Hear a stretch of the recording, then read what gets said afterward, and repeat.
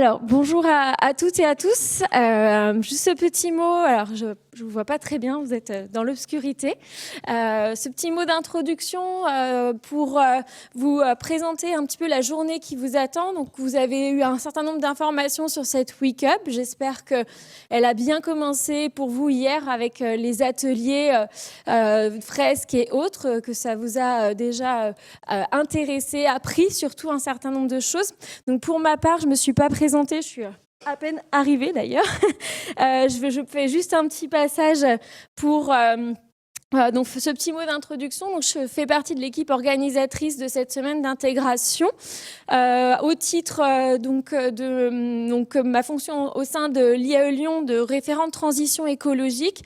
Donc c'est aussi pour ça qu'on a voulu donc cette rentrée climat qui est une manière pour nous de vous faire aussi découvrir les engagements de l'IAE Lyon en matière de transition écologique et plus largement également de notre Université Lyon 3, puisque l'IAE Lyon est une des composantes de l'Université Lyon 3 et l'Université Lyon 3 est également partenaire de cet événement, puisque les ateliers que vous avez suivis hier sont aussi soutenus par le Service général de la transition écologique, dont je suis en tant que vice-présidente transition écologique et solidaire,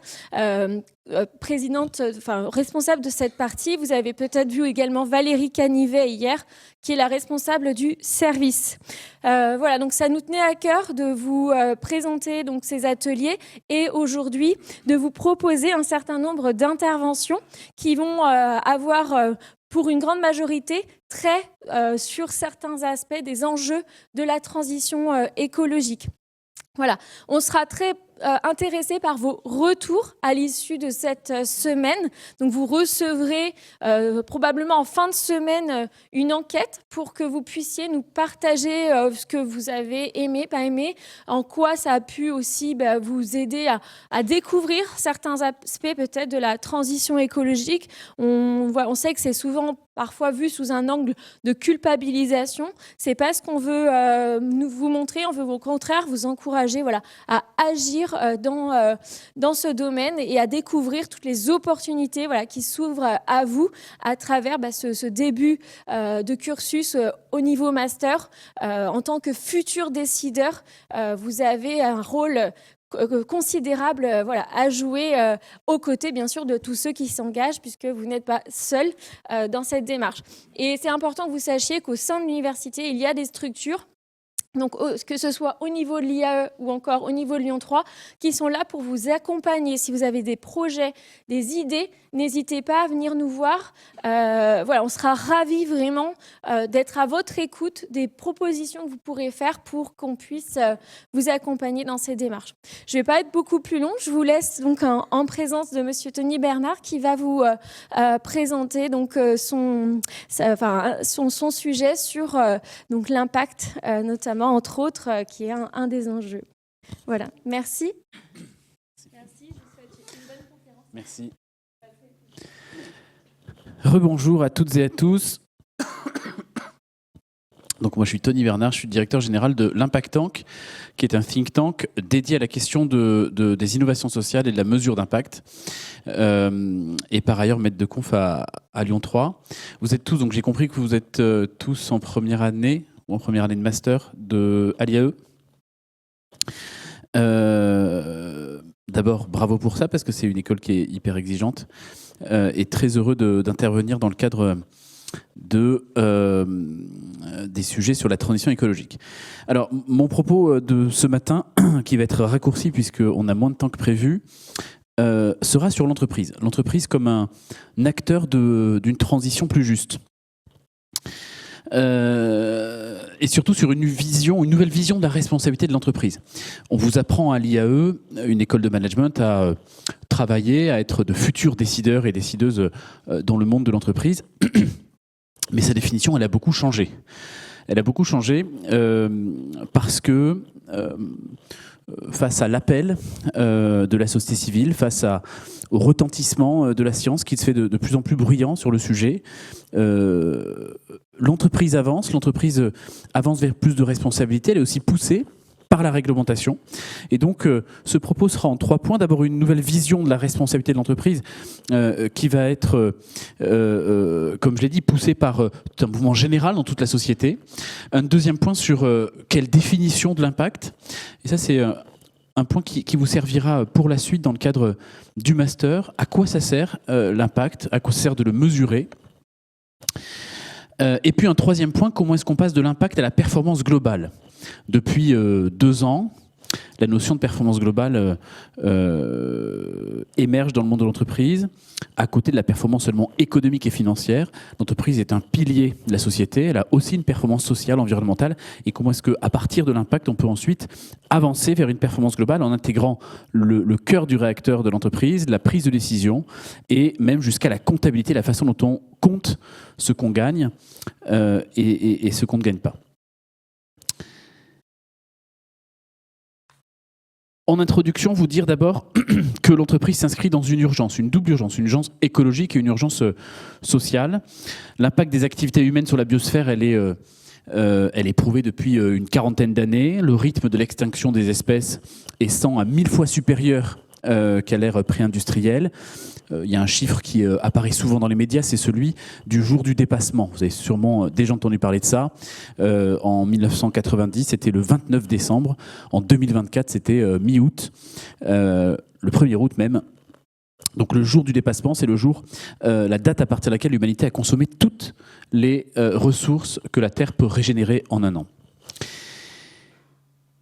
Et il y a un rapport très important que vous allez retrouver, je pense, pendant l'année dans vos cours, c'est le rapport de Limits to Growth qui a été publié en 1972 par Donella Meadows et qui dénonce le danger que représente la croissance économique et démographique exponentielle. Et elle fait comme recommandation la croissance zéro.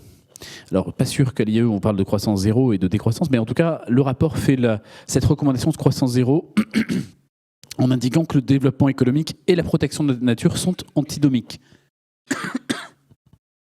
Et d'après toutes les modélisations de ce rapport, la croissance perpétuelle aboutirait à un effondrement avant 2100, quel que soit d'ailleurs tout l'optimisme des hypothèses. Et c'est ce rapport de Donella Meadows qui va faire apparaître, qui va influencer l'émergence du concept de limite planétaire dont vous avez peut-être déjà entendu parler, les 9 limites planétaires, dont 6 sont déjà franchies. Érosion de la biodiversité, dérèglement climatique, cycle de l'eau douce, perturbation des cycles de l'azote et du phosphore, le changement d'utilisation des sols, l'introduction d'entités nouvelles dans la biosphère, ces 6 premières limites sont toutes dépassées. Il en reste 3, l'acidification des océans, l'appauvrissement de la couche d'ozone, l'augmentation de la présence d'aérosols dans l'atmosphère. Ces 3 limites sont sur le point d'être dépassées. Évidemment, on peut mettre en place des choses pour pouvoir faire demi-tour. C'est le cas de la couche d'ozone depuis le protocole de 1987, le protocole de Montréal, qui a permis de réduire ce fameux trou dans la couche d'ozone. Mais en tout cas, le mouvement d'aujourd'hui fait que ces limites sont toutes sur le point d'être dépassées. Donc une crise environnementale majeure, on le sait, vous le savez, et des crises sociales qui s'accélèrent également, puisque entre 2019 et 2022, 23 millions de personnes supplémentaires sont tombées dans l'extrême pauvreté. C'est le dernier rapport des Nations Unies sur les ODD qui l'indique. Et des crises sociales qui sont fortement liées aux crises environnementales. Parce que les inégalités environnementales sont en fait des inégalités sociales. Il y a 3 types d'inégalités face à l'environnement. D'abord, les inégalités d'exposition et d'accès. On est plus exposé aux risques environnementaux en fonction des catégories sociales. C'est prouvé maintes et maintes fois. Les premiers à l'avoir démontré, ce sont des travaux de Robert Boulard aux États-Unis dans les années 70, où on se rendait compte que les sites polluants, les sites qui présentaient des risques de pollution et des risques pour la santé de l'homme, c'était dans les quartiers populaires où étaient les Afro-Américains. Donc les inégalités d'exposition et d'accès.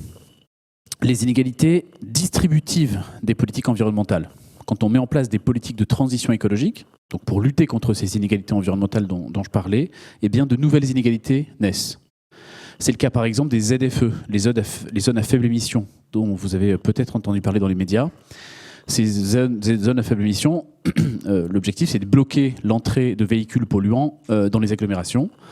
L'objectif numéro 1, c'est de pouvoir lutter contre la pollution de l'air. Effectivement, les premières victimes de la pollution de l'air, ce sont les plus pauvres d'entre nous, puisque les personnes qui habitent dans les périphéries des villes, proches des grands axes routiers. Mais en même temps, cette mesure, elle bloque l'entrée de ces mêmes populations populaires, précaires, puisqu'elles n'ont pas les moyens de s'acheter des véhicules moins polluants. Donc, les inégalités distributives. Et puis, troisième type d'inégalité, ce sont les inégalités de participation. La littérature académique est très abondante sur cette question. Inégalité de participation aux politiques publiques liées à la transition écologique. Les populations, les individus les plus précaires ne participent pas ou mal parce qu'elles ne sont pas intégrées suffisamment aux mécanismes de concertation. Donc des crises environnementales, des crises sociales, et puis la nécessité de penser une transition plus juste. Une transition juste, c'est-à-dire une transition écologique accessible à tous, accessible à toutes les catégories, à toutes les couches de la population. Je vais vous citer un ou deux concepts que vous devriez retrouver dans l'année pour penser la transition juste. D'abord, la théorie du donut. Le donut, ce qu'on achète pour manger avec la pâtisserie américaine. La théorie du donut, en 2012, c'est Kate Raworth qui la met en avant. C'est très simple. Le donut modélise l'espace dans lequel on peut produire, on peut consommer de façon sûre pour l'humanité. Avec l'anneau extérieur qui représente les limites planétaires dont je parlais, l'anneau intérieur qui représente le plancher social en dessous duquel on ne peut pas aller parce que sinon c'est violation des droits humains, c'est inégalité, pauvreté. Et puis entre les deux, c'est l'espace sûr pour l'humanité. Premier concept que vous allez retrouver dans l'année. Et puis deuxième concept, c'est l'émergence de la transition juste qui prend la place progressivement du concept de développement durable et qui, en particulier depuis la COP15 de Copenhague, s'impose dans les discours, s'impose dans les textes internationaux. Le concept de transition juste est intégré par exemple au Pacte vert pour l'Europe. On parle de mécanismes pour une transition juste. Et cette transition juste, elle amène l'entreprise à se questionner non pas seulement sur ce qu'elle peut produire, sur son impact financier, mais elle amène l'entreprise à se poser une question sur son impact politique. C'est-à-dire que l'entreprise, elle a certes une responsabilité économique et financière, elle a un impact sociétal, un impact environnemental, mais elle a aussi un impact politique et un impact social, et c'est ce qu'on va voir tout de suite. Donc une nouvelle vision de l'entreprise. Ces attentes de la société sur une entreprise plus responsable, elles sont formalisées dès les années 2000 dans les organisations internationales. Et le secrétaire général des Nations Unies indiquait déjà que pour l'atteinte des ODD, vous avez déjà entendu parler du concept d'ODD ou non? Okay. Les objectifs de développement durable fixés en 2015 à horizon 2030 par les Nations Unies. Et donc la mobilisation, elle est capitale pour atteindre les objectifs de développement durable. Et le secrétaire général des Nations Unies a initié ce qu'on appelle le Pacte mondial des Nations Unies, qui est un appel aux entreprises du monde à contribuer à la lutte contre les inégalités, à contribuer à la lutte contre les crises écologiques majeures. Cet appel aux entreprises dans les organisations internationales résonne aussi en Europe. Au sein de l'Union européenne, vous avez donc le Pacte vert pour l'Europe qui a été présenté en 2019 avec plusieurs piliers, énergie propre, mobilité durable, bâtiments efficaces, économie circulaire, avec un cadre législatif sur lequel on va revenir après, qui propose une législation pour amener les entreprises à faire du reporting extra-financier, peut-être un mot un peu jargonneux, pardon. Je ne sais pas si vous avez entendu ces termes pendant la licence, mais le reporting financier, vous savez ce que c'est. Le reporting extra-financier, c'est sur les éléments sociaux et environnementaux. Deuxième mouvement qui amène les entreprises à être plus responsables, ce sont les démarches initiées par la société civile et par les scientifiques. La prise de conscience citoyenne sur la question climatique, elle est évidemment de plus en plus importante. Elle est portée par des figures majeures que vous connaissez. En France, Camille Etienne, Aurélien Barraud. Vous vous souvenez aux universités du MEDEF, Aurélien Barraud qui s'opposait au grand patron. Elle est portée par Greta Thunberg, elle est portée par ces figures de la société civile dont l'appel est de plus en plus brillant, qui apparaît de plus en plus, même si la prise de conscience, elle n'est pas nouvelle, elle date des années 70 et des ONG environnementales, des grandes ONG comme Greenpeace, comme WWF, qui s'impliquent sur ces sujets, mais elle s'est intensifiée ces dernières années. Elle s'est intensifiée aussi face aux besoins d'information des consommateurs sur ce qu'ils consomment, sur la complexité des informations, sur la capacité à savoir ce qu'on consomme, ce qui est écrit sur les étiquettes. Troisième mouvement qui amène les entreprises à évoluer, à ne plus rechercher seulement de profit, c'est les entreprises elles-mêmes. Et l'évolution de ce qu'on appelle la RSE, la responsabilité sociétale des entreprises, qui a changé il y a 20 ans. La RSE, moi quand j'étais étudiant, je sais que la RSE, je me souviens, c'était défini comme la prise en, je sais pas comment il disait ça, la prise en compte des enjeux sociaux et environnementaux. J'ai plus la formulation exacte, mais en tout cas, c'était un supplément d'âme, quoi. C'était à côté du business. À partir de 2012, la Commission européenne parle de responsabilité. Donc déjà, en 2012, il y a un premier passage, un premier cran qui est franchi. On parle de responsabilité des entreprises vis-à-vis des effets qu'elles exercent sur la société et sur l'environnement. Aujourd'hui, la plateforme RSE de France Stratégie, c'est auprès du Premier ministre, avec qui on travaille, indiquait que la RSE était un facteur de la performance globale de l'entreprise. Et on vient déjà parler de performance globale, donc on laisse de côté une performance qui serait seulement économique, financière. Il y a aussi la labellisation qui participe de cette évolution de l'entreprise. Les labels comme B Corp, peut-être que vous connaissez B Corp, qui s'inspire des Benefit Corporations, le label engagé RSE de l'AFNOR par exemple. Les labels, elles sont souvent à l'initiative d'entreprises et elles permettent aux entreprises de prouver qu'elles ont en tout cas une responsabilité. Un autre mouvement, pour celles et ceux qui feront de la finance, un autre mouvement qui participe aussi du changement de l'entreprise sur les questions d'impact social et environnemental, c'est le développement de la finance durable. La finance durable, vous avez trois courants dans la finance durable. L'investissement socialement responsable, l'ISR, qui est principalement dédié aux entreprises cotées, dont l'objectif sera la meilleure performance sociale, environnementale, sociale et de gouvernance. On parle les lettres ESG, c'est le sigle dédié.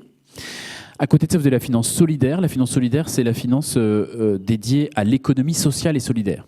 La finance solidaire, elle s'appuie sur des fonds d'épargne et elle vise le financement des entreprises de l'ESS, l'économie sociale et solidaire. Et puis enfin, la finance à impact qui a été développée il y a quelques années, notamment avec un rapport majeur qui avait été remis au ministre de l'économie et commandé par le ministre de l'économie, qui s'appelle Finance for Tomorrow, en 2021, qui définit la finance à impact comme étant une finance qui repose sur trois piliers. D'abord, l'intentionnalité, et ça c'est majeur dans la définition de l'impact. Est-ce que j'ai l'intention de l'avoir d'impact ou pas? L'additionnalité, la contribution nette du financeur à la production de l'impact. Est-ce que l'impact produit par l'entreprise que je finance, quelle est ma contribution en tant que financeur sur la définition et l'ampleur de cet impact? Et puis la mesure de l'impact, et on va y revenir. En impact, c'est comme l'adage en amour, il n'y a pas d'amour, il n'y a que des preuves d'amour. Dans l'impact, il n'y a que des preuves d'impact. Et c'est ce qui permet de nous distinguer des postures de communication. C'est ce qui permet de lutter contre ce qu'on appelle l'impact washing. À côté du développement de la finance durable, la finance à impact en particulier, on assiste aussi au développement de ce qu'on appelle la notation extra-financière, en miroir au reporting extra-financier. La notation extra-financière, elle est effectuée par des agences de notation extra-financière. Vous savez, les agences de notation financière sont des agences qui donnent des notes en fonction de la capacité de remboursement de crédit d'une entreprise, en fonction de sa solvabilité. C'est le même principe, sauf que c'est pour les enjeux sociaux et environnementaux. Et il y a même les agences de notation financière qui développent des activités, des branches de notation extra-financière, parce que c'est un vrai marché. Et donc c'est un vrai marché, et dans le cadre du développement de la finance durable, les principales agences de notation extra-financière orientent les investissements et donc conseillent les investisseurs pour investir dans des entreprises qui sont plus responsables que les autres. Donc c'est un mouvement global. On voit auprès de la société civile, des scientifiques, dans le monde de l'entreprise se responsabilise, la finance l'accompagne, les notations extra-financières permettent aussi d'orienter les investissements en fonction des entreprises plus responsables que d'autres. Et puis, ce qui amène aussi à faire en sorte que l'entreprise est plus responsable dans le cadre de cette transition plus juste, c'est un cadre législatif en France et en Europe qui évolue. Et là, c'est particulièrement aride, donc je vais essayer d'être le plus clair possible. En France, vous avez une loi qui a totalement modifié la définition de l'entreprise. C'est la loi Pacte. La loi Pacte, elle est entrée en vigueur en 2019. Elle fait suite à un rapport qui est très connu, le rapport Notas-Sénar. Sénar, c'est le PDG, ou ancien, je crois, mais bon, en tout cas, PDG à l'époque de Renault. Et elle apporte 3 nouveaux éléments au droit commun. D'abord, elle change la définition de l'entreprise. Dans le Code civil, elle précise que l'entreprise est une société gérée dans son intérêt social en prenant en considération les enjeux sociaux et environnementaux de son activité. C'est la première fois dans l'histoire en France que la définition d'une entreprise intègre la dimension enjeux sociaux et environnementaux. Alors, évidemment, ça laisse une relative liberté d'interprétation sur prendre en considération. Ça veut dire quoi, prendre en considération? Mais quand même, c'est une vraie avancée. Deuxième élément, toujours dans le Code civil, le Code civil intègre la question de la raison d'être. C'est-à-dire qu'une entreprise peut se doter d'une raison d'être, au-delà, bien sûr, de faire du profit. Ça peut être la raison. Alors, c'est des formulations un peu prodigieuses parfois, mais ça peut être le fait de lutter contre les inégalités. Ça peut être, et d'ailleurs sur toute sa chaîne de valeur. C'est-à-dire qu'on peut lutter contre les inégalités directement dans sa politique de recrutement, et donc intégrer des quotas de recrutement avec des gens qui viennent de zones géographiques plus défavorisées, enfin que sais-je. Ça peut être plus indirect dans sa chaîne de valeur, s'intéresser au respect des droits humains chez ses fournisseurs, etc. Donc, la question de la raison d'être. Et puis, troisièmement, la loi modifie aussi le Code de commerce pour introduire la qualité de société à mission. Donc, on peut maintenant être une société à mission. Et cette société à mission, elle est opposable aux tiers. Et elle permet donc à une entreprise d'affirmer publiquement sa raison d'être.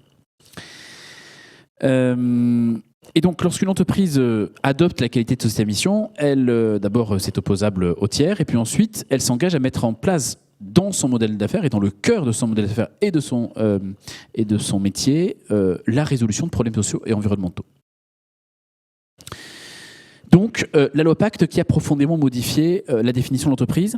Et puis, on voit aussi progressivement l'évolution de la réglementation qui va être de plus en plus contraignante. Par exemple, en matière d'affichage social environnemental sur les produits et sur les services des entreprises, tout commence avec la loi Grenelle 1 et Grenelle 2 de 2009-2010, où c'était en gros sur la base du volontariat.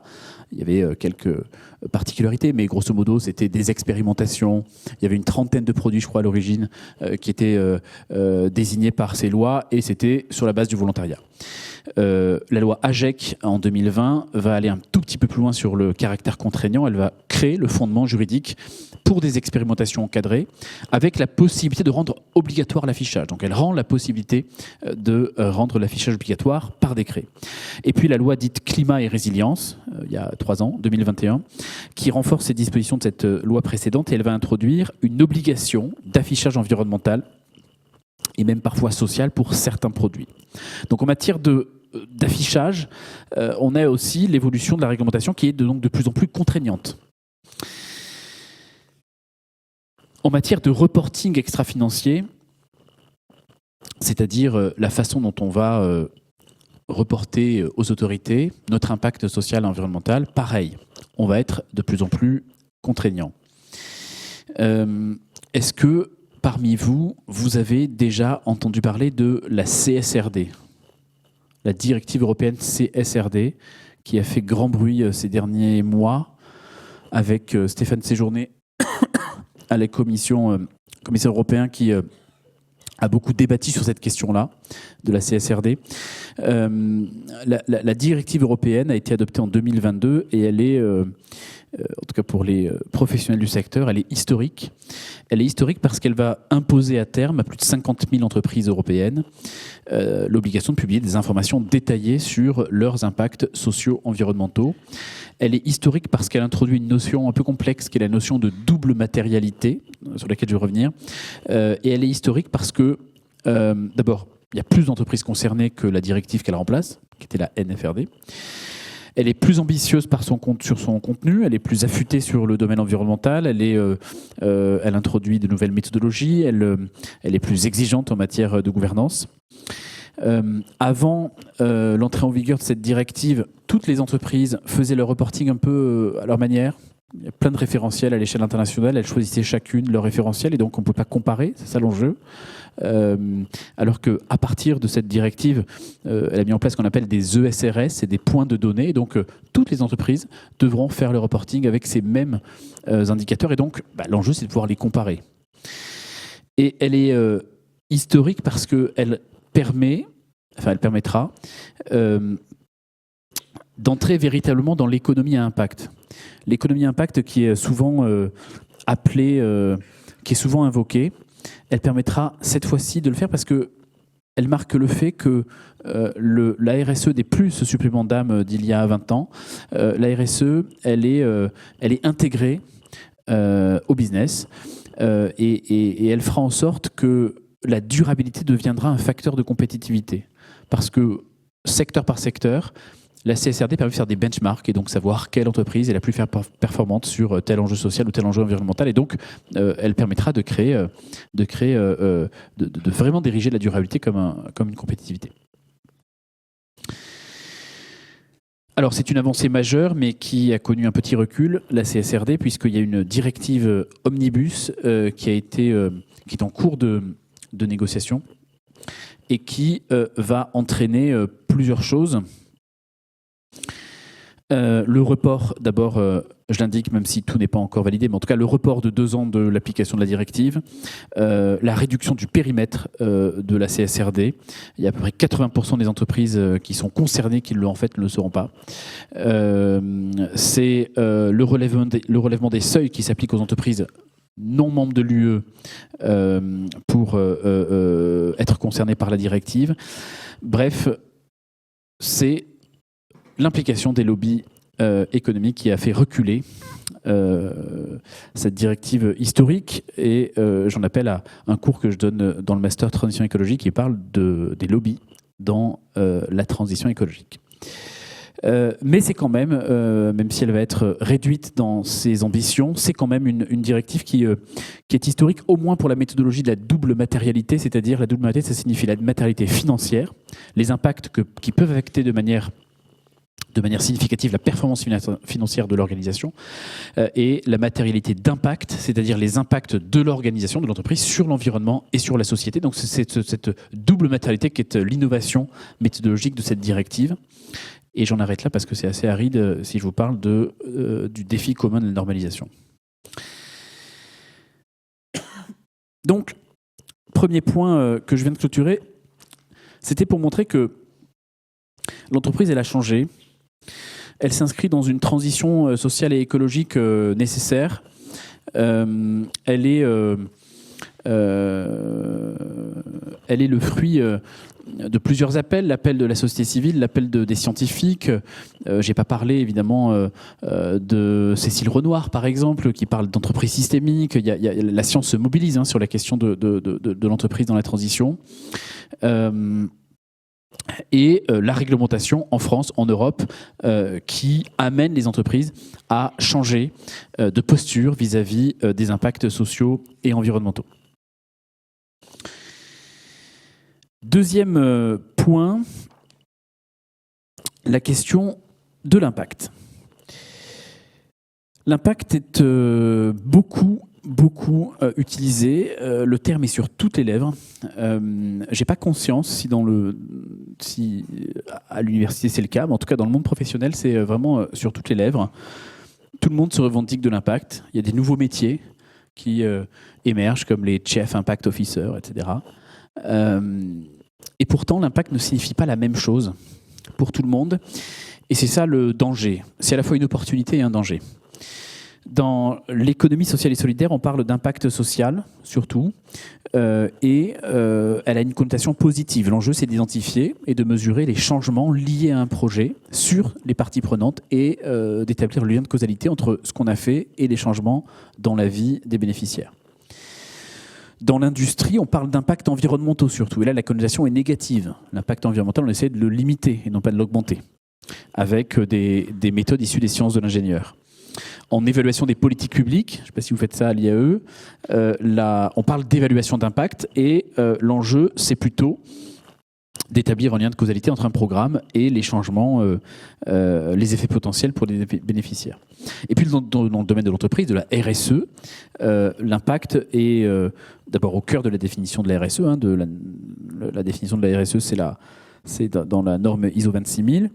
Elle est au cœur de ces définitions et là, c'est plutôt un enjeu de transparence. Donc, c'est le reporting extra-financier dont je parlais tout à l'heure, c'est-à-dire répondre à des obligations réglementaires, grosso modo. Donc, la définition, elle n'est pas la même en fonction des secteurs. Les connotations ne sont pas les mêmes.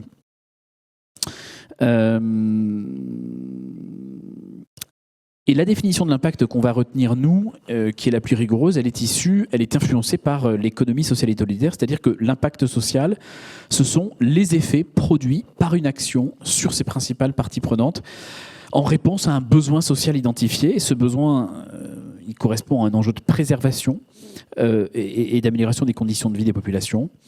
Ça intègre à la fois donc une dimension sociale, l'impact, ça intègre aussi une dimension environnementale. Et pour évaluer ou mesurer l'impact social, on va faire appel à plusieurs méthodologies. Moi, je vais vous parler d'une qui est plutôt connue, qui est la plus utilisée, la plus facile à utiliser par les entreprises et par le monde de l'économie sociale et solidaire. C'est la méthode de la théorie du changement. C'est dommage que vous n'ayez pas un truc qui s'affiche parce que c'était plus clair, mais la théorie du changement, c'est-à-dire qu'on vise un impact et on va essayer de structurer toute l'activité de l'entreprise vers cet impact. Et donc, on va avoir besoin de ressources. Qu'utilise-t-on ? Moyens humains, moyens financiers, les ressources de l'entreprise. Avec ces ressources, on va mener des activités. Qu'est-ce qu'on fait ? Les actions pour atteindre l'objectif. À partir de ces activités, on va avoir des réalisations, c'est-à-dire les produits et les services qui sont issus de ces activités. Et à partir de ces réalisations, on va avoir des effets. Les effets, ce sont les changements à court terme pour les parties prenantes, les bénéficiaires. Et enfin, à la fin, on a seulement l'impact. L'impact, ce sont les effets qui sont strictement attribuables à l'action de l'organisation. Et donc, c'est comme ça qu'on va définir l'impact. L'impact, ce n'est pas les ressources, ce n'est pas le temps qu'on y a mis. Par exemple, si une entreprise indique dans sa communication institutionnelle qu'elle a mené 1000 heures de formation pour des jeunes éloignés de l'emploi, ça ne dit rien de l'impact qu'elle a. Parce que 1000 heures, ça ne veut rien dire. 1000 heures, ce sont les ressources. Donc elle a mis en place, en effet, elle a déployé des heures. Mais ça ne nous dit pas si les jeunes sont en retour à l'emploi, s'ils ont eu un CDI ou un CDD, ou s'ils sont en intérim, ou s'ils sont freelance. Ça ne nous dit rien de la qualité de l'emploi, ça ne nous dit rien s'ils sont toujours au chômage, s'ils ont choisi de reprendre des études. Donc, évidemment que c'est une opportunité que toutes les entreprises, que tout le monde ait le mot impact au bout des lèvres. Ça permet globalement d'avancer sur la question. Et en même temps, il y a un danger parce qu'il y a un danger de communication de la part des entreprises, de la part de l'État, de la part des organisations qui mènent des programmes, et de confusion dans le grand public entre l'impact, les ressources, l'activité, les réalisations, etc. Et donc, il y a plusieurs types d'indicateurs qui vont être mobilisés. Les indicateurs de contexte, qui décrivent un état des lieux de la situation avant l'intervention du programme. Des indicateurs de ressources, donc la mesure du budget, la mesure des ressources humaines qu'on va déployer pour déployer nos activités, les indicateurs de réalisation, c'est-à-dire la mesure de l'activité. Ce sont des objectifs opérationnels, le nombre d'heures par exemple, le nombre de kilomètres de route réalisés, le nombre de personnes formées, etc. Les indicateurs de résultats, c'est-à-dire la mesure des avantages et des effets directs produits par ces heures de formation dont je parlais, le retour à l'emploi, le taux de réussite à un examen. Ça, ce sont les résultats. Et puis les impacts, les indicateurs d'impact, qui sont les mesures des effets à moyen et long terme au-delà des objectifs du programme. Par exemple, le fait de permettre le retour à l'emploi, le fait de permettre la réussite à un examen, qu'est-ce que ça a provoqué dans la vie des bénéficiaires? Le gain de confiance en soi, l'estime de soi, le bien-être. Tous ces éléments-là plus intangibles, c'est ça l'impact. C'est ce qu'on permet de faire in fine. Alors évidemment, l'entreprise ou l'association qui veut mener un programme fixe en objectif, en vision, le fait d'augmenter le bien-être des jeunes, le fait de renforcer l'autonomie. On a mené un travail de recherche à l'Impact Tank sur la lutte contre la précarité menstruelle, par exemple, qui est un enjeu majeur au sein chez les jeunes, et en particulier des étudiants et des étudiantes. Et ben on s'en est compte que les entreprises qui ont participé à ce travail, il y avait des grosses entreprises, Procter & Gamble par exemple, qui détient les marques Always. Il y avait des entreprises DIM, vous savez, des sous-vêtements. Il y avait des petites startups aussi qui menaient des programmes à impact. Et ben dans les indicateurs de mesure d'impact, ce qui était important, c'était évidemment de savoir le nombre de produits hygiéniques. Par exemple, il y avait une activité, c'était l'accès gratuit dans les lycées, les universités. Le nombre de produits hygiéniques distribués, c'est important de le savoir, mais ça ne dit rien sur l'impact que ça peut avoir sur les jeunes. Et donc, la mesure de l'impact, c'est aller se renseigner sur l'augmentation de la participation en classe, le fait qu'il y ait moins d'absence, le fait qu'on se sente plus à l'aise, qu'on augmente son bien-être, etc. Et donc l'intérêt de la mesure d'impact, elle est là. Elle est de pouvoir donner d'abord des clés de compréhension de son action, de l'améliorer. À partir des données d'impact, l'objectif c'est de pouvoir réorienter des choses qui n'auraient pas autant d'impact qu'on ne l'aurait imaginé. C'est de pouvoir rendre compte auprès de ses parties prenantes, ses financeurs par exemple. On peut être une entreprise qui reçoit des financements pour mener ses actions à impact, et donc notre financeur nous demande de faire du reporting et donc de donner les impacts qu'on a eus. Elle permet aussi de répondre à un enjeu de pédagogie et de communication sur le sens de ce que l'on fait. Elle permet de fédérer, elle permet de mobiliser les équipes. Elle permet aussi d'apprendre, de comprendre quelles sont les actions, quels sont les points forts, les points faibles, à condition, on le verra tout à l'heure, de l'intégrer à la prise de décision, et ça, c'est pas une mince affaire. Et puis, elle permet le point de départ aussi d'une décision de changement d'échelle. Alors là, aujourd'hui, on ne parlera pas de ça, mais quand on mène et notamment lorsqu'on est une start-up, une association par exemple, et qu'on mène un projet à impact, l'objectif de la mesure d'impact, c'est aussi de pouvoir changer d'échelle. C'est-à-dire une action locale, une initiative très locale, à l'université Jean Moulin par exemple, peut être reproduite ailleurs et en plus grand. C'est le passage à l'échelle, donc il y a plusieurs méthodologies, la diversification, la fertilisation, le fait de faire des partenariats, il y a plusieurs façons de passer à l'échelle, de grandir. Et la mesure d'impact, c'est un outil majeur pour pouvoir comprendre quels sont les impacts pour reproduire ailleurs.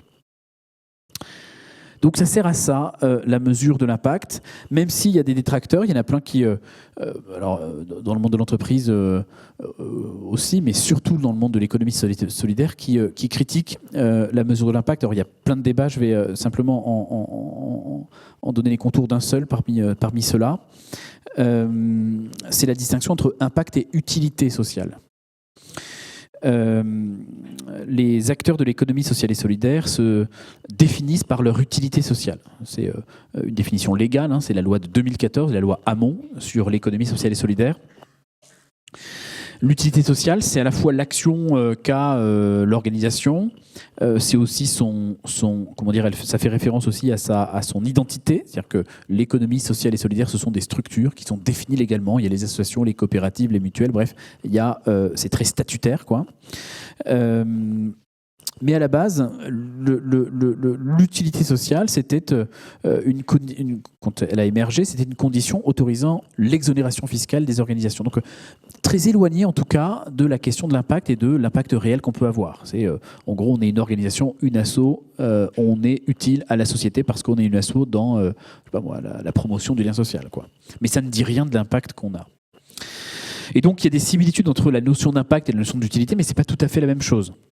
Et les critiques du monde de l'économie sociale et solidaire à l'endroit de la mesure de l'impact, c'est qu'on demande au monde associatif de prouver constamment les impacts qu'elle a. Et donc, il y a une idée de performance dans le domaine social qui est évidemment très mal vue, et à juste titre, parce qu'on peut se dire que le vivre ensemble, que le lien social, ça ne se résume pas à des chiffres, ça ne se résume pas à des euros, ça ne se résume pas à des pourcentages, et que on pousse les associations, le monde associatif à répondre dans le registre de la performance et dans un contexte d'ailleurs de restriction des dépenses de l'État. Et il y a de moins en moins de financement, et donc on demande de plus en plus de prouver l'impact qu'on a pour mériter les financements. Et donc ces critiques dans le monde de l'économie sociale et solidaire, c'est des critiques qui évidemment sont entendables, mais qui mettent de côté la nécessité de pouvoir, parce qu'il n'y a pas de... les statuts ne font pas la vertu, et donc il faut pouvoir aussi prouver l'impact qu'on a au service des bénéficiaires. Donc, registre de la performance, en effet, c'est l'une des principales critiques, et l'émergence de ce qu'on appelle le New Public Management, c'est-à-dire progressivement l'État qui délègue une partie des politiques publiques sous la forme d'appels d'offres, et donc de concurrents, qui créent de la concurrence entre organisations. Les organisations qui sont poussées à faire de plus en plus la preuve de leur impact, et donc ça c'est évidemment extrêmement critiqué par les organisations de l'ESS, et puis qui sont incitées aussi à des logiques internes de gestionnaires. Et moi j'en sais quelque chose, je suis dirigeant d'une association, le think tank est une association, et donc on voit apparaître de plus en plus la nécessité de prouver. Il y a différentes méthodes d'évaluation de l'impact. Grosso modo, il y a une dimension de changement, c'est-à-dire l'évaluation, elle vise à estimer le changement qu'on génère. Donc ça fait appel à la théorie du changement dont je parlais. Et puis une dimension de contribution. On veut essayer d'identifier les liens de causalité entre l'action qu'on mène et le changement généré, parce que évidemment, lorsqu'on est dans le domaine social et environnemental, eh bien, il y a des changements qui peuvent être provoqués par d'autres choses, des effets d'aubaine, des effets d'attribution qui sont pas liés à notre activité. Et puis, avant d'entamer le dernier point, peut-être des choses que vous allez voir cette année. Donc, je vous dis quelques mots. Je vous ai parlé de la théorie du changement, de comment est-ce qu'on va mesurer le changement provoqué dans la vie des bénéficiaires. Il y a d'autres méthodologies qui existent en matière de mesure d'impact, des méthodologies qui se prêtent davantage à la communication aussi, parce que c'est facile pour le grand public de comprendre, plus facile que de comprendre la théorie du changement. Par exemple, le SROI, le retour social sur investissement, c'est en miroir au retour sur investissement classique, qui est une méthodologie qui repose sur une approche monétaire. C'est-à-dire qu'on va monétiser l'impact social. Et donc dire par exemple, pour 1 euro investi, on a 2 euros de retour social sur investissement. Le SROI est pareil, assez critiqué, parce qu'on ne peut pas résumer l'augmentation de la confiance en soi à des euros, vous l'imaginez, mais quand même, ça permet de mieux communiquer sur ces enjeux d'impact social et environnemental auprès du grand public. Et à l'IAE, ce sont des notions qu'on voit, le SROI, ces méthodologies de monétisation. Donc l'impact, c'est une notion qui est à la fois sur les lèvres de tous les acteurs, qui est une notion qui est assez rigoureuse. Dans les médias, dans la communication de l'entreprise, on parle souvent d'impact, mais on ne parle pas tous de la même chose. Et en fait, ça fait référence évidemment à des méthodologies qui sont très rigoureuses, et l'impact, c'est pas le réalisation, c'est pas les heures de formation, c'est les changements qu'on a provoqués dans la vie des bénéficiaires. Et cette définition, elle est issue du monde de l'économie sociale et solidaire, qui va infuser toute l'économie et toutes les entreprises. Donc, l'entreprise a changé, elle est plus responsable. C'est un mouvement général, multiscalaire, à la fois local jusqu'au global, jusqu'aux Nations Unies. On pousse les entreprises à agir parce que l'urgence environnementale et sociale est telle qu'il faut qu'elles puissent accompagner. Et ce n'est pas seulement les États, c'est les entreprises aussi qui sont des acteurs majeurs de cette transition. Deuxième point, l'impact, il se définit de manière rigoureuse. Il ne veut pas dire tout et n'importe quoi. Et pourtant, évidemment, vous avez dans le monde de l'entreprise la RSE qui peut jouer sur les confusions pour dire qu'on a de l'impact alors qu'on n'en a pas forcément. Troisième et dernier point, comment est-ce qu'on passe de l'impact à la performance globale? Comment est-ce qu'on transforme l'entreprise pour que les projets impact ne soient pas seulement ponctuels, ne soient pas seulement minoritaires dans le modèle d'affaires, ne soient pas seulement une petite business unit dans tel territoire, mais que ça change complètement l'entreprise.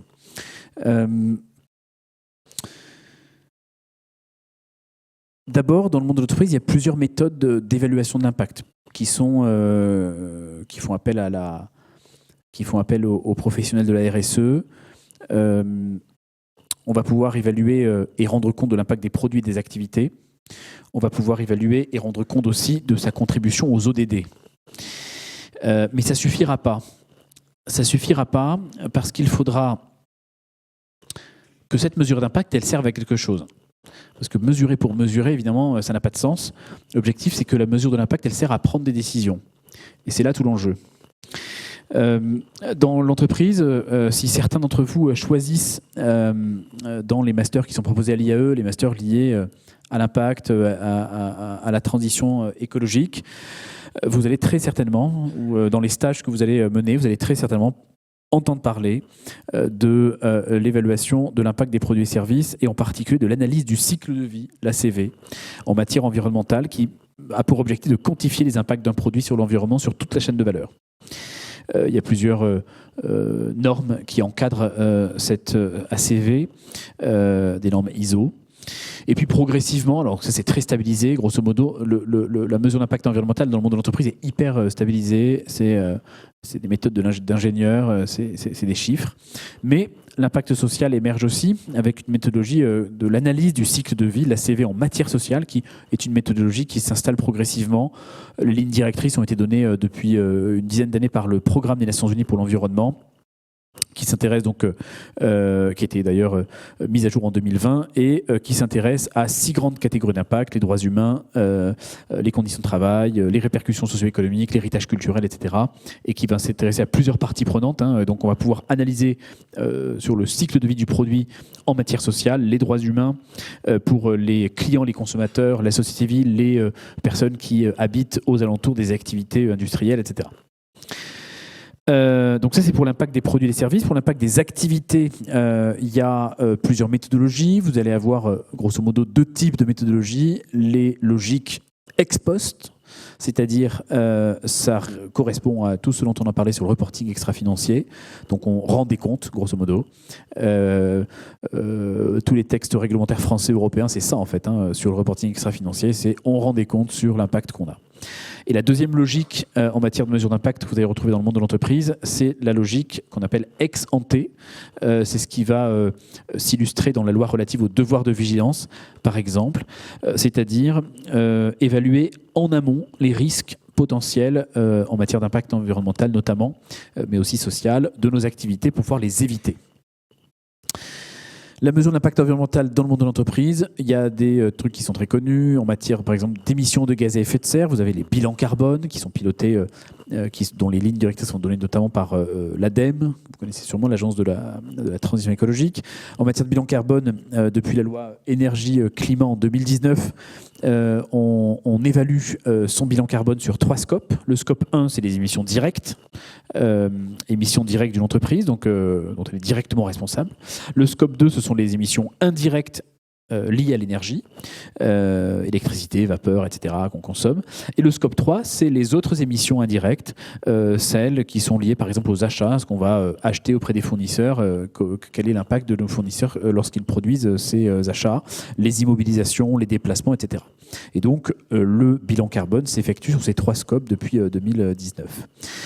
La mesure d'impact environnemental, c'est aussi en matière de biodiversité. Alors, c'est plus compliqué la biodiversité, parce que d'abord parce que les indicateurs sont moins quantitatifs, parce que la biodiversité, elle fait référence à des contextes très locaux à l'autre bout de la planète, parce que parce que c'est des processus de production et de consommation qui s'étalent en effet à l'échelle de la planète. Et donc, il faut pouvoir mesurer les effets sur la biodiversité à travers nos importations, à travers des ressources qui sont exploitées ailleurs. Donc les méthodologies sont en cours de stabilisation. Il y a plusieurs choses qui existent. Je vais en citer une qui vous servira. Il y a une dynamique, en tout cas, de convergence méthodologique en cours qui est menée pareil par le programme des Nations Unies pour l'environnement et qui s'appelle ABMB, Aligning Biodiversity Measures for Business, et qui est par le PNUE et la plateforme européenne Business at Biodiversity. Donc, émissions de gaz à effet de serre, biodiversité. De l'entreprise, on commence aussi à mesurer l'impact social avec les méthodologies que je vous ai citées tout à l'heure, notamment l'indice IBET sur le bien-être au travail a beaucoup émergé, l'indice égalité professionnelle femmes-hommes également depuis 2018, qui est très connu, qui était poussé notamment par Elisabeth Moreno, la ministre à l'époque. L'impact sociétal aussi commence à être mesuré.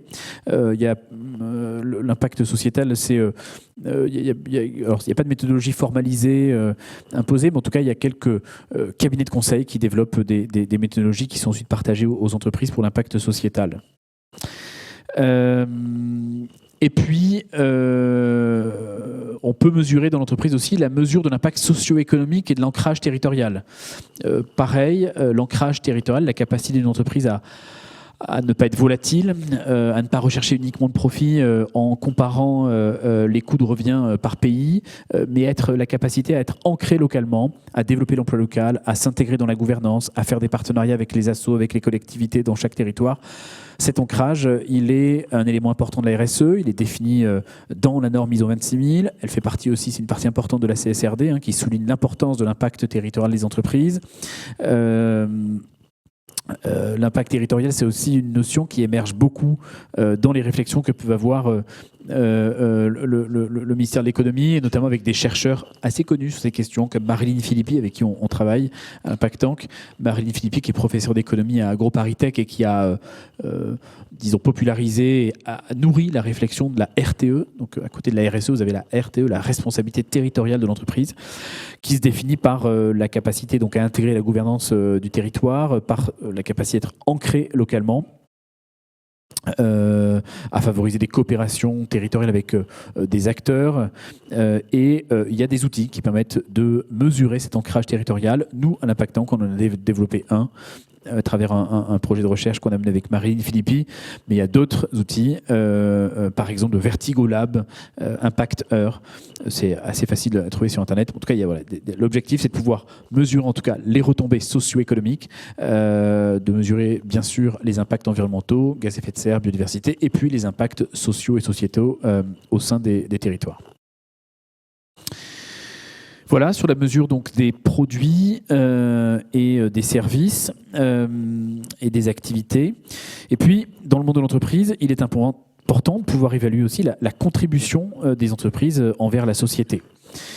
La question de l'intentionnalité, elle est importante parce qu'elle permet de distinguer l'impact de l'externalité. L'externalité, c'est une notion qu'on voit, je pense, au lycée. Externalité positive ou négative de son activité, c'est un effet, mais qui n'est pas voulu. L'impact est forcément intentionnel. Et ça rejoint ce qu'on disait tout à l'heure sur la théorie du changement. En fait, pour avoir envie d'augmenter le bien-être des jeunes éloignés de l'emploi, et en fait, on met en place toute une stratégie avec des ressources, des activités, des réalisations. Donc c'est intentionnel, il y a une intention derrière. Et c'est ce qui va la distinguer d'ailleurs principalement de l'externalité. Et la question de l'intentionnalité, elle permet aussi de distinguer différents types d'entreprises. Pour l'instant, je vous parle depuis tout à l'heure, grosso modo, d'entreprises conventionnelles, c'est-à-dire les entreprises dont l'objectif est de faire du profit, les entreprises qu'on connaît tous. Mais on va distinguer 3 types d'entreprises.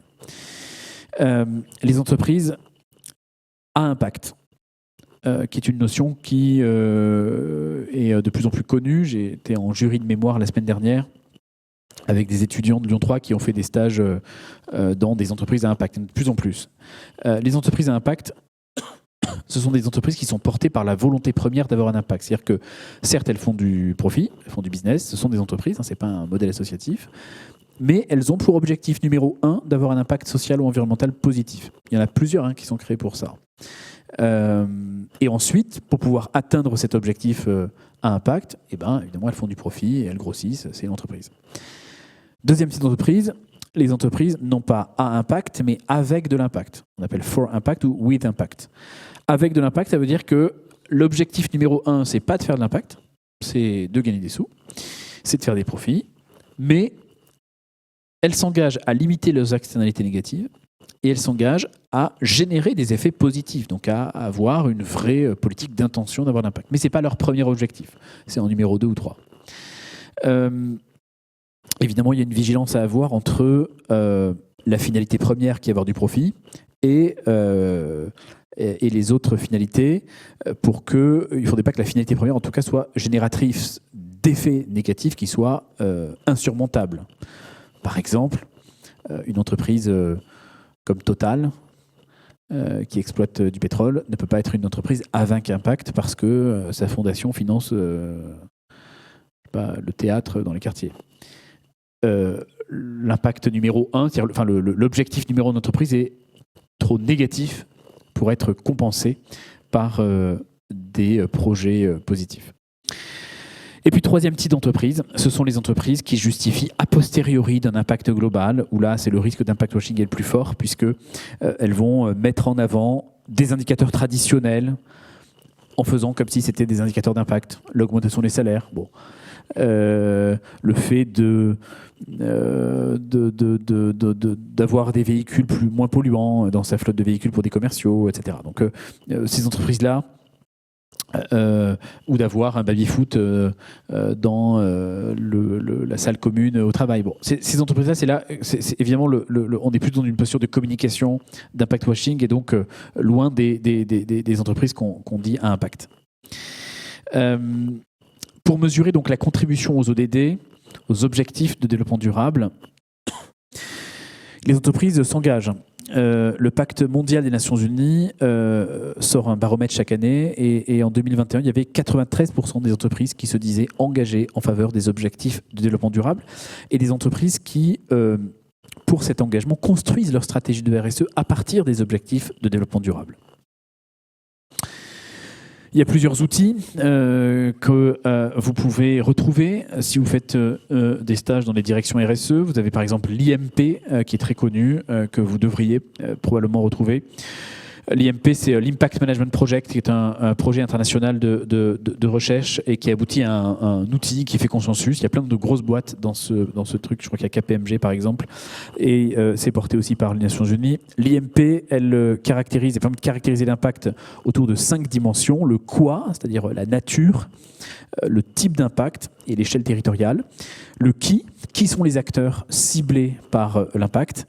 Le combien, quelle est l'ampleur de son impact, la contribution de la structure au changement, et puis les risques potentiels qui pourraient affecter la contribution de la structure à cet impact. Voilà, l'IMP retenait Impact Management Project, qui est une notion que vous retrouverez. Et puis donc, vers la performance globale. J'ai très soif. Personne n'a de l'eau ? Je vais attendre. Donc, vers la performance globale. Comment est-ce qu'on fait pour que la mesure d'impact, elle ne serve pas à rien ? Elle ne serve pas à simplement alimenter les rapports d'impact qu'on rend chaque année. Comment est-ce qu'on fait en sorte qu'on aboutisse à une vraie performance globale de l'entreprise et comment est-ce qu'on la modifie ? La performance globale, c'est 2 choses. C'est donc intégrer la mesure d'impact au cœur du réacteur de l'entreprise, faire en sorte que ça alimente les prises de décision. Et puis, deuxième chose, la performance globale, c'est ne pas s'intéresser uniquement à l'impact environnemental qui est très stabilisé avec des méthodologies que tout le monde connaît, mais aussi s'intéresser à l'impact de l'entreprise sur la société.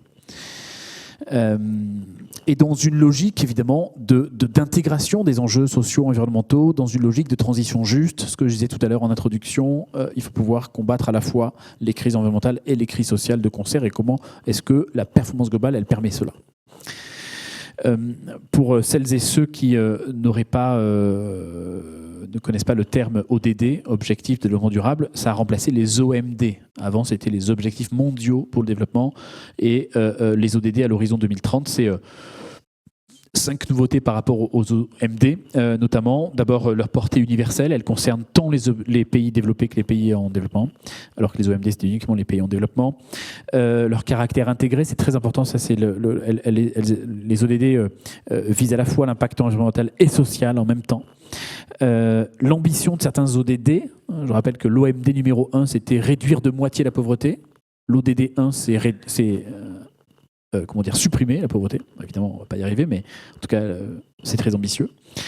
L'exhaustivité des thématiques, on était à 8 OMD, on en a 17 d'ODD, donc elle brasse beaucoup de sujets. Et puis, de nouveaux sujets qui sont intégrés, qui sont amenés par les ODD, la lutte contre les inégalités, l'inclusion, tous ces enjeux sociaux très importants qui permettent d'avoir une vision intégrée, qui permettent de parler de transition juste. Alors, comment on fait pour intégrer la mesure d'impact au cœur du réacteur de l'entreprise ? D'abord, il faut que ce soit un engagement structurant pour l'entreprise. Et donc, pour établir une stratégie d'impact, il faut d'abord qu'on définisse quel est le besoin. Donc, identifier des besoins sociétaux auxquels l'entreprise veut répondre, en lien évidemment avec son activité.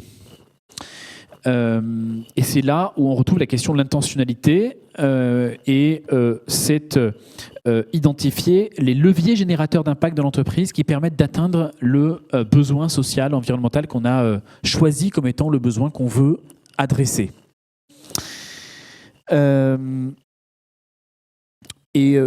Je vous ai donné l'exemple tout à l'heure de la lutte contre les inégalités. En effet, on doit considérer toute sa chaîne de valeur. Donc ça peut être la promotion d'un recrutement inclusif directement, et puis on peut aussi s'intéresser à toute sa chaîne de valeur, aux fournisseurs, etc. et d'aller limiter les inégalités auprès des fournisseurs. C'est aussi prioriser son action et fixer des objectifs et des indicateurs en fonction des effets recherchés, en ayant des données de comparaison. Donc, en effet, en ayant par exemple les ODD ou d'autres référentiels qui nous permettent de comparer les objectifs qu'on se fixe et les indicateurs qui existent dans la recherche de manière globale. C'est formaliser sa théorie du changement au sein de l'entreprise, avec donc cette chaîne de valeur de l'impact que je décrivais tout à l'heure. C'est mettre en place un système de suivi-évaluation qui permet de lutter contre l'impact washing, qui permet de choisir des indicateurs et des données à collecter qui soient suffisamment crédibles. En effet, les principales caractéristiques de ces données à collecter, c'est d'abord la crédibilité. Il faut que ceux qui prendront la décision fassent confiance aux données qu'on va collecter. C'est la qualité des données, la précision, la complétude. C'est la ponctualité de la donnée, elle doit arriver au bon moment pour prendre la décision, ni trop tard, ni trop en amont. Et puis c'est la rigueur, le niveau de rigueur. C'est-à-dire que le niveau de rigueur de la démarche de mesure d'impact, elle doit être en lien avec l'importance de la décision à prendre.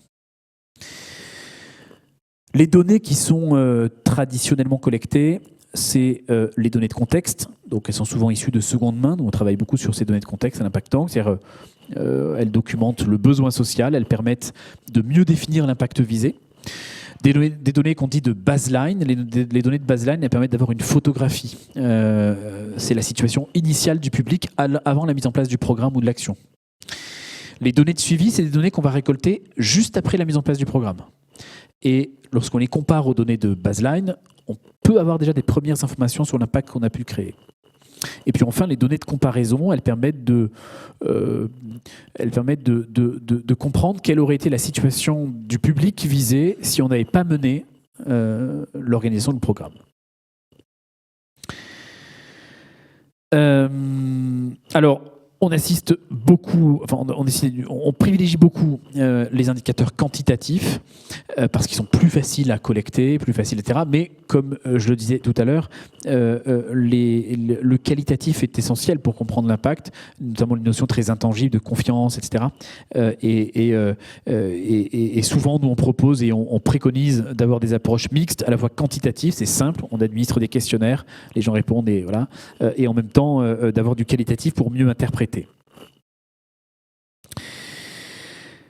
Le think tank que je dirige travaille non pas à mesurer l'impact des entreprises, c'est pas ce qu'on fait nous. Ce qu'on fait nous, c'est on fait la promotion de ce qu'on appelle des référentiels communs, des référentiels partagés d'indicateurs. C'est-à-dire que pour chacun des enjeux sociaux, chacun des enjeux environnementaux, on établit des référentiels sur lesquels tout le monde peut s'entendre. C'est un langage commun. Je citais tout à l'heure l'exemple du programme sur la précarité menstruelle. On a construit avec le ministère en charge de ces questions. Il y avait des représentants du ministère, il y avait des représentants de la région Île-de-France, il y avait des représentants d'entreprises, donc Procter, etc. L'objectif, c'est de se mettre d'accord. Il y avait des ONG aussi réglementaires, se mettre d'accord sur les mêmes indicateurs pour mesurer les mêmes impacts. Et en effet, l'enjeu, en tout cas pour les entreprises aujourd'hui, c'est d'avoir des référentiels qui sont acceptés par tous et de ne pas avoir chacune des entreprises ou des assos qui puissent utiliser ses propres indicateurs. Et donc, l'enjeu, c'est donc d'avoir des référentiels communs et de comprendre la complémentarité des indicateurs entre eux. Souvent, ils sont analysés de manière très isolée. Et donc, avec deux éléments à avoir en tête, deux effets secondaires, disons, l'effet rebond et l'effet domino. L'effet rebond, c'est l'augmentation de la consommation qui va être liée à une réduction des limites à l'utilisation de quelque chose. Par exemple, limite à l'utilisation d'une technologie. Ces limites peuvent être monétaires, temporelles, physiques. Ça coûte moins cher d'utiliser tel truc. Bon, bah, du coup, même si on a réduit l'impact environnemental de cette technologie, comme ça coûte moins cher de l'utiliser, bah, y a plus de monde qui l'utilise. Donc en fait, l'impact environnemental n'a pas baissé. Donc avoir en tête cet effet rebond lorsqu'on fait de la mesure d'impact dans l'entreprise. Et puis, avoir en tête aussi l'effet domino. L'effet domino, c'est un événement primaire qui amène un scénario accidentel avec un enchaînement, un effet de propagation. L'analyse de l'impact aussi peut tenir compte de ces effets domino pour avoir une vision plus globale, plus systémique. Et donc, il faut pouvoir prendre des décisions tournées vers l'impact. Collecter ces données, planifier. Donc, il y a tout un ensemble dans l'entreprise. Si vous êtes dans une direction RSE ensuite, en stage ou en emploi, vous verrez qu'il y a tout un ensemble de personnel qui s'occupe de la collecte de données, qui s'occupe de diffuser les questionnaires, etc., de faire tous ces exercices, de prévoir. Il faut prévoir des ressources, il y a des personnes dédiées, il faut répartir les tâches, etc. Et il faut pouvoir donc interpréter les données. Le pilotage de l'impact, donc, c'est pas seulement rédiger son rapport d'impact à la fin d'année, c'est l'intégrer à la prise de décision. Et donc, il y a trois questions à se poser. Qu'est-ce qui s'est passé ? Il s'agit donc là d'analyser les données en les comparant au seuil, au point de référence dont je parlais tout à l'heure. Est-ce qu'on prend les ODD ou d'autres référentiels ? Deuxième question, pourquoi est-ce que c'est arrivé ? Et donc là, il faut pouvoir comprendre les sous-performances parfois. On peut réinterroger la théorie du changement, on peut faire appel à de nouveaux experts. En tout cas, comprendre pourquoi est-ce qu'on a une sous-performance en matière d'impact. Et troisième question, c'est quoi la suite ? Les résultats, comment est-ce qu'on les intègre à la prise de décision ? Comment est-ce qu'on fait en sorte que ça monte jusqu'aux organes de gouvernance, aux organes de décision à la direction générale ? C'est à ça que sert l'impact, c'est à prendre des décisions tournées vers l'impact. Et donc, pour ancrer l'impact dans la gouvernance, il y a plusieurs choses qu'on peut mettre en place. Évidemment, c'est aussi comment est-ce qu'on arrive à les impliquer. Est-ce que c'est un projet laissé de côté ou est-ce que c'est vraiment quelque chose qui est structurant ? Et puis, il y a plein de démarches que vous croiserez dans le monde de l'entreprise. Les démarches d'engagement actionnarial, par exemple, qu'on appelle l'actionnariat militant, où les actionnaires peuvent, avec leur exercice de droit de vote, mettre la pression pour pouvoir prendre une décision tournée vers l'impact. Il y a d'autres actionnaires qui vont pratiquer le Say on Climate. Say on Climate, c'est de pouvoir aussi exprimer leur désaccord sur la politique de l'entreprise en matière climatique. Il y a en 2022 9 sociétés du SBF 120 qui ont mis en place des résolutions climatiques à la suite de pratiques de Say on Climate. Il y a la communication publique aussi qui peut pousser les organes dirigeants à prendre des décisions vers l'impact et à tenir compte de ces indicateurs. Ce qu'on appelle le name and shame que vous connaissez sûrement. Et puis, il y a des travaux plus exploratoires. Des travaux plus exploratoires qui visent à compter différemment. Prendre des décisions tournées vers l'impact, c'est important. On peut aussi redéfinir les cadres de la comptabilité. Alors, je ne sais pas si à l'IAE de Lyon, on travaille sur ça. Nous, on travaille avec Alexandre Rambaud, qui est un chercheur de, je ne sais plus quelle école, l'école des mines, qui a mis en place une méthodologie de comptabilité qui s'appelle la méthode CARE, Comprehensive Accounting in Respect of Ecology, qui monétarise pour inscrire au passif du bilan de l'entreprise la valeur de la dégradation des capitaux sociaux et environnementaux liés à l'activité de l'entreprise. C'est totalement révolutionnaire, c'est-à-dire comment est-ce que la comptabilité elle est modifiée en tenant compte de ces impacts sociaux ou environnementaux positifs ou négatifs. L'objectif, c'est qu'on puisse éviter que des comptes puissent être excédentaires alors qu'on a un impact social ou environnemental négatif. Alors, cette méthodologie CARE, elle est évidemment pas utilisée par toutes les entreprises. Elle existe, elle fonctionne. Il y a déjà des entreprises qui sont pionnières, qui l'utilisent. Elle met en avant la notion de dette environnementale aussi, de dette sociale. C'est comme ça qu'on peut la lire. Elle est calculée à partir de seuils. Elle fait référence aux méthodologies de monétarisation dont je parlais tout à l'heure. Voilà. Il y a la méthode CARE qui existe, il y en a d'autres, la méthode SEMA aussi qui existe. En tout cas, il y a des nouveaux cadres, retenez qu'il y a des nouveaux cadres de comptabilité dans le monde de la recherche qui sont développés pour pouvoir intégrer la question de l'impact même dans la façon de compter l'entreprise, la façon de faire du pilotage financier.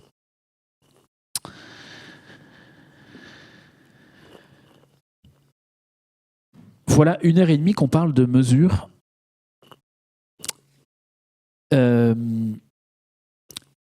Et en conclusion, j'aimerais partager un message qui est celui que l'obsession du mesurable ne doit pas occulter le sens de ce qu'on fait. Évidemment qu'il faut qu'on puisse trouver des moyens pour que le monde de l'entreprise participe à la lutte contre le dérèglement climatique, parce qu'on est dans une situation, évidemment, vous le savez, qui est extrêmement urgente, et les générations d'aujourd'hui sont encore plus conscientes que les générations d'hier. Les entreprises doivent contribuer. Elles avancent déjà. Pour le coup, c'est très caricatural d'imaginer que les entreprises s'en fichent complètement. La RSE a avancé, les labels sont là, les dirigeants sont souvent très impliqués, en particulier dans les PME. C'est plus de 90% les PME des entreprises en France sont souvent des entreprises familiales, en tout cas des gens qui sont très ancrés dans le territoire, etc. Donc il y a quand même des entreprises qui sont très engagées. Et le risque aussi de l'obsession du mesurable dans ce contexte, c'est que cette demande croissante d'informations qu'on demande, elle nous fasse perdre le sens de ce qu'on fait. Et par exemple, lorsque on demande, vous entendez le MEDEF souvent s'indigner de ces directives européennes qui demandent de faire du reporting sans cesse, parce que foncer tête baissée dans l'exercice de la mesure, ça ne sert pas à grand-chose, on ne sait pas ce qu'on fait. Il faut pouvoir ne pas oublier l'intangible dans la mesure de l'impact. Il faut ne pas oublier pourquoi on le fait. Je disais, les objectifs de confiance, de bien-être, de notions comme ça qui sont intangibles. Et donc, ne pas se lancer tête baissée dans la mesure de l'impact, mais d'abord se poser sur le papier l'objectif qu'on veut avoir. Et donc, en cela, la loi Pacte dont on a parlé, avec la notion de raison d'être, elle a beaucoup de sens. D'ailleurs, on se rend compte, lorsqu'on on analyse les rapports d'impact des entreprises, vous savez, chaque année, les reportings extra-financiers pour répondre aux obligations réglementaires, on voit qu'il y a une vraie différence entre les entreprises qui ont fait cet exercice de je pose ma raison d'être et les autres qui le font, qui dédient le reporting aux équipes administratives, déconnectées du terrain, qui déconnectées de la prise de décision et qui font ça juste pour répondre aux obligations réglementaires. Il y a une vraie différence. On le sent, celles qui ont posé une raison d'être incarnent le sens de ce qu'elles veulent faire, et la mesure de l'impact leur sert vraiment à modifier, à orienter une action qui aurait été mal préparée, et évidemment à prendre une décision ensuite pour pouvoir tourner leur décision vers plus d'impact. Voilà, on a fini. Je vous souhaite une très belle journée.